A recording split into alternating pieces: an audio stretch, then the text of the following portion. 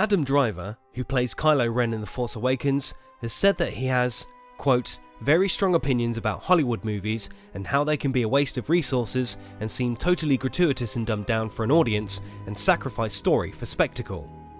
That's not without its irony, since one popular criticism of The Force Awakens is that it was a soft reboot, a retro movie that didn't attempt to further the Star Wars story but simply rehashed familiar tropes as fan service. The odd thing is that, in spite of what Star Wars dignitaries such as the guys from Red Letter Media say, the Star Wars universe is actually capable of supporting nuanced characters and deep philosophical stories. Don't believe me? You should definitely have a look at KOTOR 2 then. And just a quick warning, the following contains spoilers for that game. KOTOR 2 is short for Knights of the Old Republic 2, an old video game from 2004. The game was consciously written in an effort to go beyond the two-dimensional, black or white characters so often seen in the Star Wars universe. Let me give you a few examples of the complexities of the game. You play as an ex-Jedi who was exiled from the Order. What evil deed did you undertake in order to be cast out, you ask? You rush to defend innocent civilians who are being slaughtered by enemies of the Republic. The Jedi Council did not want to interfere in the slaughter, since they feared a greater threat was at play. But you could not stand idly by, so you defied the Council. Why did you defy us? The Jedi are guardians of the peace, and have been for centuries. This call to war undermines all that we have worked for. Is Revan your master now? Or is it the horror you wrought at Malachor that has caused you to see the truth at last? There is also a Jedi librarian who, out of pride and love of the Jedi Order, gathers Sith teachings and masters them. She rationalizes to herself that she can use the teachings of the Sith to destroy the Sith and build a new and more powerful Jedi Order. You are. Perhaps you do not know yourself as well as you think. Regardless, your arrival here begs an explanation. Have you come to face the judgment of the Council, as you did so many years ago? Are you finally willing to admit that we were right to cast you out?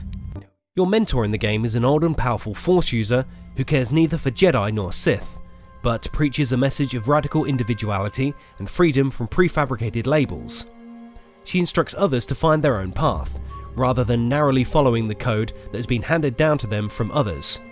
She believes the truth is something one must find for oneself. One quickly learns that the Jedi Code does not give all the answers. If you are to truly understand, then you will need the contrast, not adherence to a single idea. It is to surrender yourself, to make yourself a slave to a teaching or belief that makes it so that belief will always rule you.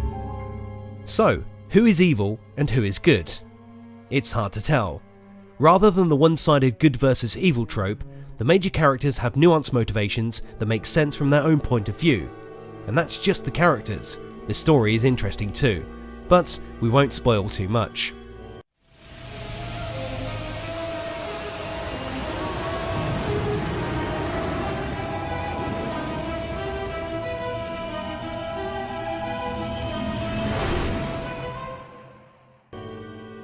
Concerning the allegations that people only say Rey is a Mary Sue out of sexism, did you notice that all three of the aforementioned characters are female?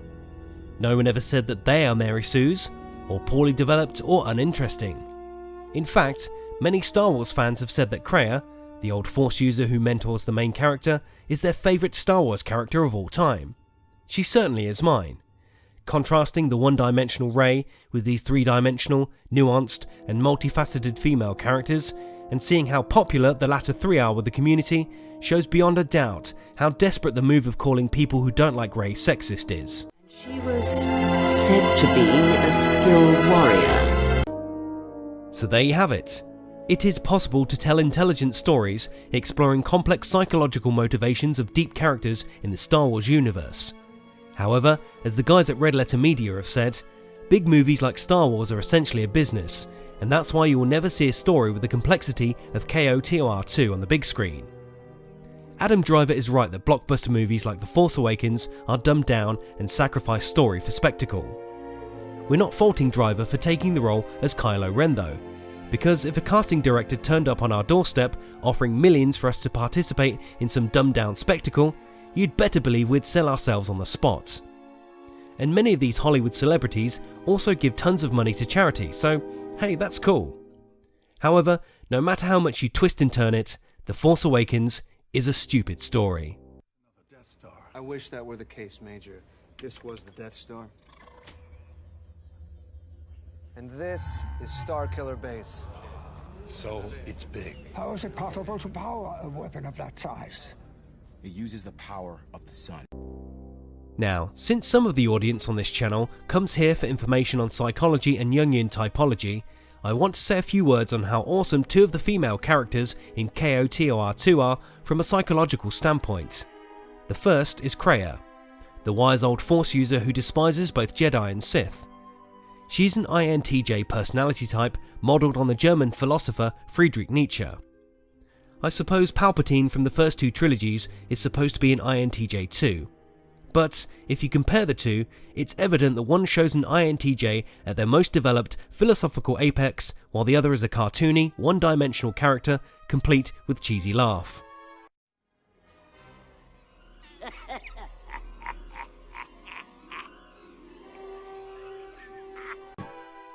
It's so refreshing to see a well-rounded and philosophically nuanced INTJ.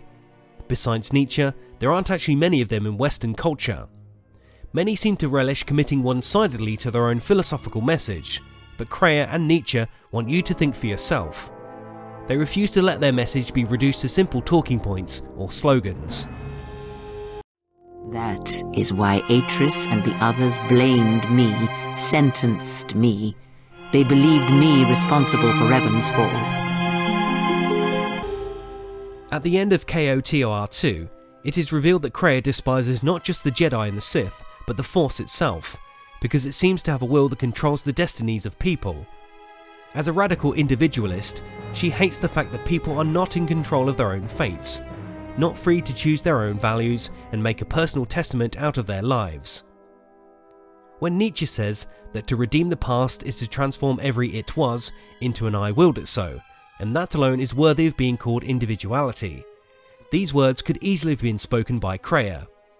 Likewise, when Nietzsche says that most people's values are borrowed from codes that have been handed down to them, which they have not been powerful enough to supersede, that too could have been said by Kreia.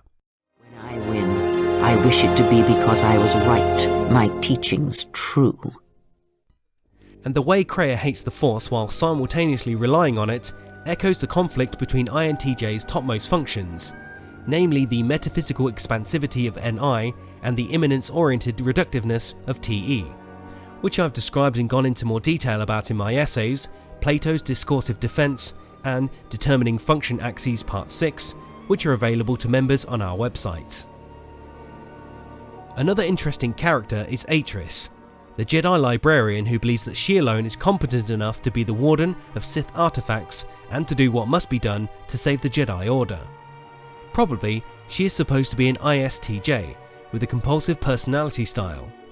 She's preoccupied with matters of order and control, but unlike the individualistic Kreia, Atreus conforms to the compulsive stereotype. That is to say, she's the busybody who believes that everybody should live as she does. She's intolerant of the values of others if they do not live up to the conduct she believes is right, and she does not believe anyone else can be trusted to keep order and to do what is right to save the Jedi Order. You have gathered Sith holocrons, Sith teachings from across the galaxy. It is why you have chosen servants who cannot feel the Force, and most importantly, they cannot feel what you have become. I have sought to preserve the Jedi Order, and I have gathered all that I know of the Sith to this place, so I might find them and stop them.